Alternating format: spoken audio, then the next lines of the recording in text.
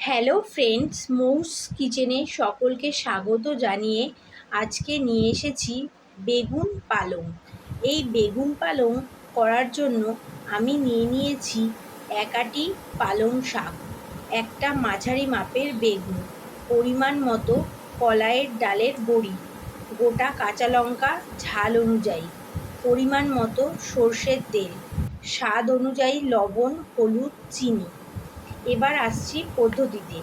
প্রথমে পালং শাকগুলি ভালো করে বেছে নিয়ে ধুয়ে তারপর ঝিরিঝিরি করে কুচিয়ে নেব এবং বেগুনটাকে কেটে ধুয়ে নেব। এরপর গ্যাসের ওভেন অন করে কড়াই বসিয়ে কড়াই গরম হলে পরিমাণ মতো সর্ষের তেল দিয়ে তেল গরম হলে তেলের মধ্যে কলাইয়ের ডালের বড়িগুলি লাল করে ভেজে তুলে নেব। এই বড়ি ভাজবো মিডিয়াম আঁচে।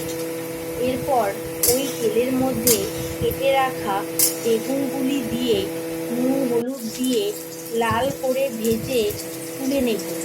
আবারও ওই তেলের মধ্যে কুচানো পালং শাক ও কাঁচা লঙ্কা দিয়ে নেড়ে নিয়ে পরিমাণ মতো নুন হলুদ দিয়ে ভালো করে নাড়াচাড়া করে নিয়ে কিছুক্ষণ রান্না করে নিয়ে যখন শাকের জল শুকিয়ে আসবে তখন ভেজে রাখা বেগুন ও বড়ি দিয়ে ভালো করে নাড়াচাড়া করে সামান্য চিনি দিয়ে আবারও কিছুক্ষণ রান্না করে নামিয়ে নিলেই তৈরি বেগুন পালং।